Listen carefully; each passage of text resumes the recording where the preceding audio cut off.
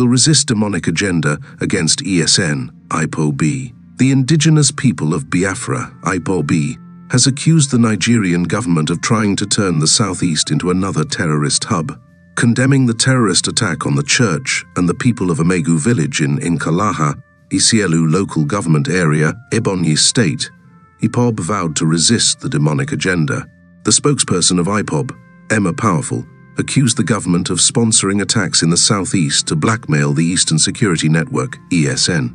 A statement by Powerful reads in part, "The global family and movement of the indigenous people of Biafra IPOB worldwide, with heavy hearts, condemn the Nigerian government and its sponsored terrorist attack on the church and people of Emegu village in Nkalaha, Isielu local government area, Ebonyi State, which led to the loss of over 50 lives."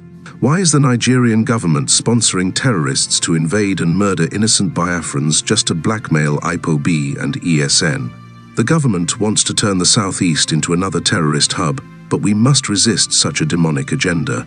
Ebonyi State Governor and the state government are complicit in the murder of his people. For another term in the government house, Francis Nwifuru must abandon and resist the killing of his people.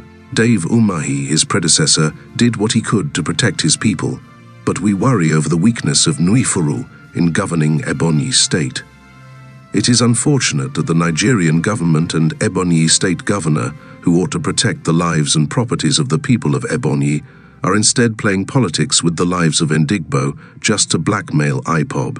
Within 1 hour of the state-sponsored terrorist attacks at the chosen church and communities in Ebonyi State, the Ebonyi State Police P-Pro, Mr. Ukadu, accused IPOB of being responsible for the mass murder without any investigation. The reluctance of the Nigerian government and its notorious police to investigate the terrorist attack that led to the loss of over 50 lives is a sign that they were accomplices. The question is, why is the Nigerian police not investigating the terrorist attacks on the Christians and the people of Nkalaha community in particular and calling a spade a spade? The governor of Ebonyi State, Francis Nwifuru, joined them to ensure his re-election for another political term. This quick approach to pin this terrorist attack on IPOB within hours confirms that it was a well-planned attack by the terrorists, with the Nigerian government and Ebonyi State Governor aware of the intelligence reports before the attack on Sunday morning at the chosen church.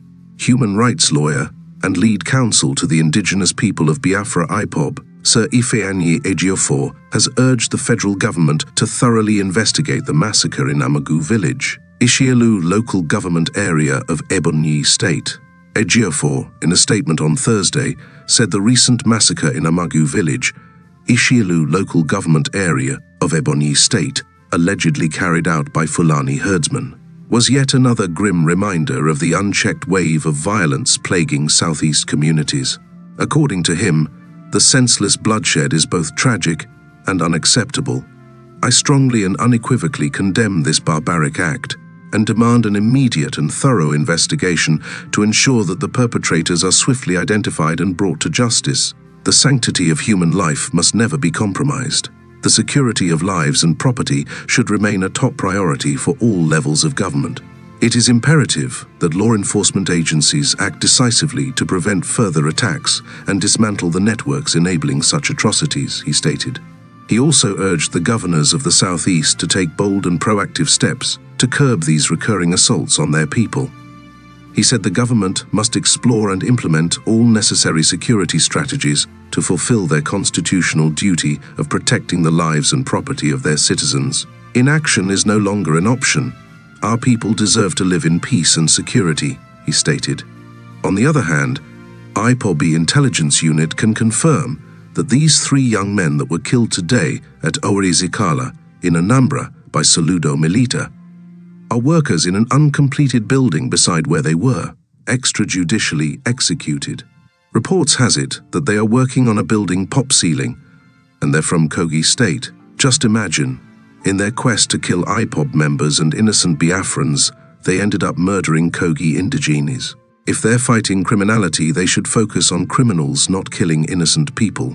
Also, those individuals they loaded in those pickup vehicles. Report has it that they're innocent people working at the sand and gravel depot along the road in that town.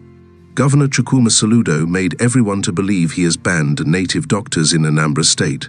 Little do people know that Soludo now turn around and start importing native doctors from other states, both from Yoruba, coastal states and Hausa witch doctors into Anambra to work with his new militia.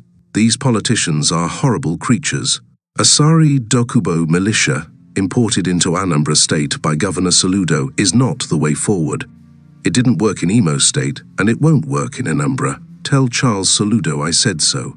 You don't use militia to fight insecurity.